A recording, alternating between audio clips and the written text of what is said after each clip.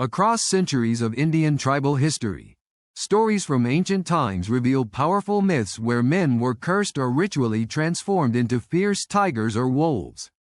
These legendary figures embody supernatural rage, revenge, and justice, serving as profound cautionary tales that mirror society's deepest fears and respect for nature's wrath. These hypnotic narratives are woven into our tribal spirituality, reminding us of the delicate balance between humanity and the wild. Intrigued? Dive into the captivating details of these extraordinary stories and uncover the mysteries behind these primal legends. I remember the night the elders warned us of the cursed men, those who had defied the sacred laws and paid the price. Their transformation into ferocious beasts was both a curse and a punishment from the spirits, unleashed when rage overtook their soul, turning man into monster under the full moon's gaze. One elder, his voice trembling, recounted the story of a young man who, consumed by revenge, called upon dark rituals to win justice. The next dawn, he awoke with fur and claws, his mind lost in murderous fury. I felt my blood freeze, understanding at once the fine line between human and beast.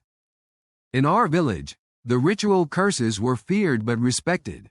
Shamans performed sacred rites to prevent transformation, seeking the spirit's favor. I watched my father, clutching a talisman, whisper prayers, as the night shadows lengthened and the wild howls echoed through the jungle. The first time I saw the change myself, I was only a boy. An angry man, cursed after a terrible fight, prowled the edges of our village. His eyes glowing in the dark, claws ripping through the air, his human soul buried beneath savage fury, a creature born of village fear and mythic eternity. There was a legend of a woman, her curse rooted in betrayal. She transformed under the full moon, her roar ripping through the night. Her husband and children cowered, praying for the curse's end. To me, it seemed the tragic echo of unresolved rage set free by the spirit's wrath.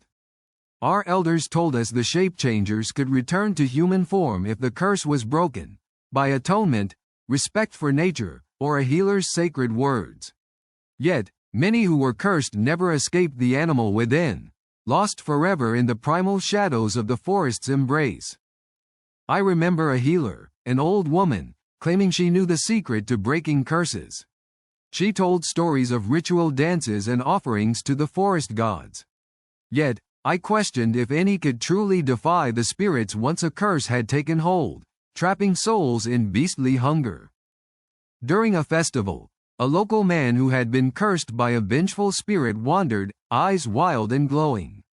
The villagers kept their distance, fear thick in the air. I saw the pain behind his feral gaze, trapped in a nightmare spun from centuries of myth and fear. Many believe the curses serve as warnings, of rage turned to violence, or disobedience to sacred laws. The spirits, unseen but felt, punish those who disrespect the balance between humans and nature, turning them into symbols of divine justice or tragic cautionary tales. I once heard a story of a hunter who, after killing a sacred tiger, was cursed. His limbs turned to claws, and he ran wild, a beast haunted by his own guilt. His suffering was a reminder. Nature's anger cannot be ignored, lest it consume the very soul of man. In my village, we believed that the full moon awakened the primal within us all. But some, especially those harboring intense wrath or revenge, were passive victims of their own dark desires, cursed to walk the line until their own spiritual redemption or destruction. I feared those cursed men, not just for what they became, but for what they represented: unbridled fury, the loss of human reason, and the dangerous power of the spirits. To see them was to see the thin veil separating civilization from chaos, always trembling. Many stories ended with the cursed man retreating into the forest, never seen again. Some believed they vanished, swallowed by the wilderness or redeemed through sacrifice. Yet, others lurked, prey to their own beastly instincts, forever caught in the curse's grip. Living among these myths, I felt the weight of the divine, how our anger, shame, and revenge could summon spirits' wrath, transforming men into monsters. It was a mirror for our own fears, a reminder that respect for the sacred kept the beast at bay within us all. Over time, I understood these stories as more than myths. They were warnings etched into our consciousness.